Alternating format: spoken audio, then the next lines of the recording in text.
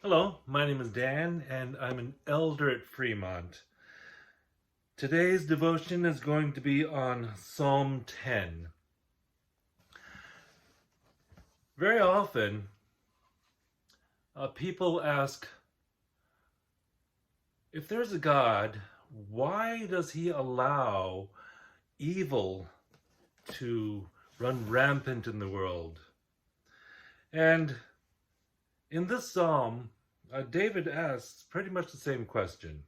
Verse 1, "Why, O Lord, do you stand far off? Why do you hide yourself in times of trouble?" And starting in verse 2, he describes the evil of man. "In his arrogance, the wicked man hunts down the weak, who are caught in the schemes he devises. He boasts of the cravings of his heart. He blesses the greedy and reviles the Lord. In his pride, the wicked does not seek him. In all his thoughts, there is no room for God. His ways are always prosperous. He is haughty, and your laws are far from him. He sneers at all his enemies. He says to himself, 'Nothing will shake me. I will always be happy and never have trouble.' His mouth is full of curses and lies and threats. Trouble and evil are under his tongue. He lies in wait near the villages.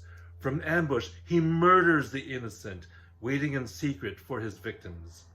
He lies in wait like a lion in cover. He lies in wait to catch the helpless. He catches the helpless and drags them off in his net. His victims are crushed. They collapse. They fall under his strength. He says to himself, 'God has forgotten.' He covers his face and never sees." And the psalmist continues his prayer. "Arise, Lord, lift up your hand, O God. Do not forget the helpless. Why does the wicked man revile God? Why does he say to himself, 'He won't call me to account'?" But the psalmist turns around and answers his question.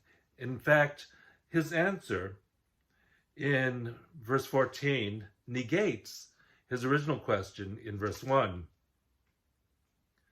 "But you, O God, do see trouble and grief. You consider it to take it in hand. The victim commits himself to you. You are the helper of the fatherless. Break the arm of the wicked and evil man. Cause him to account for his wickedness that would not be found out." And the psalmist ends with, "The Lord is king forever and ever. The nations will perish from his land." Let me repeat. The Lord is king forever and ever. The nations will, it's a certainty, the nations will perish from his land. You hear, O Lord, the desire of the afflicted. You encourage them, and you listen to their cry, defending the fatherless and the oppressed, in order that man who is of the earth may terrify no more. Let me repeat that again. In order that man who is of the earth may terrify no more. We have the Lord who is eternal forever and ever, and we have man who is of the earth, temporary. His wicked ways are temporary. Take comfort in the Lord. Trust in him, and he will encourage you. And eventually, the wicked will see their just deserts. They will perish from the land, and they will terrify no more. Thank you for listening.